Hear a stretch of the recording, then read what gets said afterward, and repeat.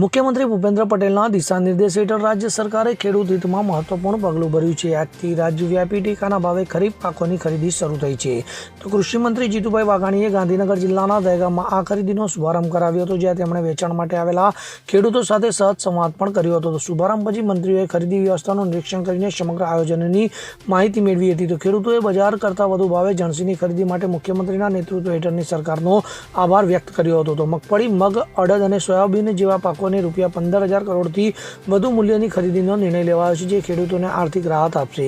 મગફળીના કિસ્સામાં બજાર ભાવ રૂપિયા 5,000 પ્રતિ ક્વિન્ટલ સામે કેન્દ્ર સરકારે રૂપિયા 7,263 પ્રતિ ક્વિન્ટલના ટેકો ભાવ જાહેર કર્યો છે, જેથી ખેડૂતોને રૂપિયા 2,263નો વધારાનો લાભ મળે છે। આનાથી ખેડૂતોમાં ઉત્સાહ ફરી વળ્યો છે અને તેઓ ભીડભાડ સાથે વેચાણ કરી રહ્યા છે। તો આ પ્રસંગે દેગામના ધારાસભ્ય બલ્લાદસિંહ ચૌહાણ, કોઓપરેટિવ પ્રોસેસિંગ સોસાયટીના ચેરમેન ચૌહાણ ધર્મનસિંહ, જિલ્લા કલેક્ટર મેહુલ કે દવે તથા ખેતીવાડી વિભાગના અધિકારીઓ અને લાભાર્થીઓ ઉપસ્થિત રહ્યા હતા। તો આ નિર્ણયથી રાજ્યના લાખો ખેડૂતોને લાભ થશે, જે ખેતી ક્ષેત્રને મજબૂત કરશે। Bureau report, CN24 news. હવે જુઓ દેશ દુનિયાની તમામ ખબરો તમારી આંગળીના ટેરવે।